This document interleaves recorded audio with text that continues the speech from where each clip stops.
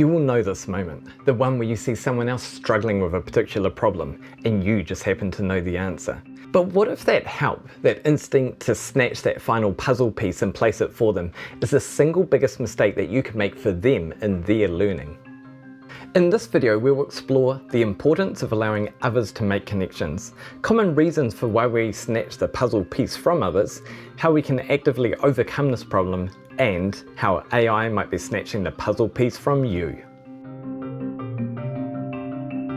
The puzzle piece problem is a core principle of constructivism. That is, we construct knowledge through active struggle. When you provide the final answer for someone else, you take away their moment of cognitive closure, the click where the brain makes the connection. And it might not just be a case of standing idly by, as there are multiple studies that emphasize the power of feedback during the process and not just at the final result. The key is that the effort must be the learner's. When you intervene too soon, you turn a complex problem into a simple memory task, or worse, they gain dependence on you to solve these problems for them in the future. Now, there are a number of reasons why we might snatch the puzzle piece from the learner, and the first one you might not like. However, we tend to do this because we want to show that we are the expert. That is, I see that you don't know the answer, however I do, and we jump right in. This does not help the learner, and it's very clear that the interaction in this situation is to make ourselves feel good and to make ourselves feel better.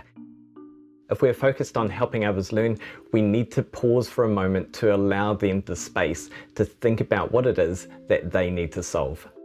The next one is time pressure, and this is a common one. There is a deadline, there is something that we're working towards, or we only have a certain amount of time that we can dedicate to a particular task.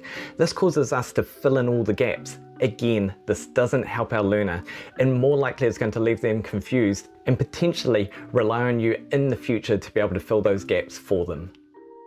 This next one is an interesting one, and it's one to do with how long we're willing to wait after asking a question. For instance, if the silence extends on, do you feel compelled to act? There was a study in 2011 by Codenberg which suggested that on average we are ready to break the silence after only 4 seconds, which is not enough time for the person learning the concept to consider the possibilities and to make the connection. In the book Uncommon Sense Teaching, it also highlighted the difference between a race car brain that jumps to a conclusion versus a hitchhiker brain, one that needs time to process to make that connection, and how long we're willing to wait to support the learner to help them with that. And so with these reasons in mind, we can now consider different tactics that are going to allow us to support the learner to help them make those connections themselves. So how do you stop this interference? Well, you introduce the 5-minute productive struggle rule. Step 1, the pause. Before you speak, commit to a 5-minute pause. Let the learner wrestle with the problem. This is where their brain will be building new connections. This is also a good opportunity for you to consider what your next move is going to be.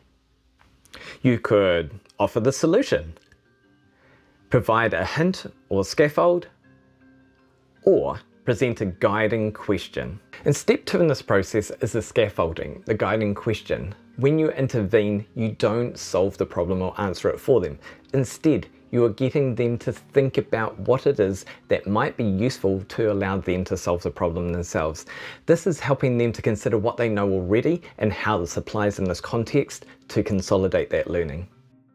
The other aspect of this temporary support is that it makes the process manageable. It shouldn't be easy, we still need that struggle, but we need them to understand that there is a series of steps that are going to support them in getting to where they need to. It's also a good time to mention that learning isn't just simply about what goes in, it's about what they can get out. The more time that they struggle and think about what it is that they know or how this applies in a particular circumstance, the greater the connections are and the more likely that learning is going to stick. And this brings us to the real genius of scaffolding, and that is fading. This is where a great teacher removes the support gradually as the learner is able to stand on their own 2 feet. The goal isn't always to get them to answer today. The goal is to build an independent problem solver for tomorrow. The knowledge they construct themselves is deeper, more durable, and more transferable. And just as we don't want to snatch that puzzle piece from others, we want to make sure that it's not taken from ourselves as well. And this is a good time to talk about AI as a tool. AI is fantastic in terms of the access to knowledge, to information, and to be able to leverage this in a way that we've never been able to before. However, people are very keen to jump in and use this at the beginning part of the process. We don't learn simply by what goes in, we learn by what we can get out. If we replace that process and pass it over to someone else or to technology, then we are finding that we're going to be short in terms of what we can do and what we can access. You might remember this in a slightly different way. Consider you had a maths textbook or a science textbook, and at the end of that book is the answers to all of the problems. Each time, instead of working through the problem, struggling through the problem, you go to the end of the book, you're effectively snatching the puzzle piece from yourself. And this is the same with AI. So the recommendation is that before you actually go to the technology, it is best to consider how many options or how many different ways are you going to consider the problem before consulting it. As a rule of thumb for myself, I like to ensure that I've tried at least 5 different explanations that might work in terms of solving a particular problem before consulting something else. This is useful when it's an area that I do have some knowledge on, and it means that I can actually consider what it is that I know.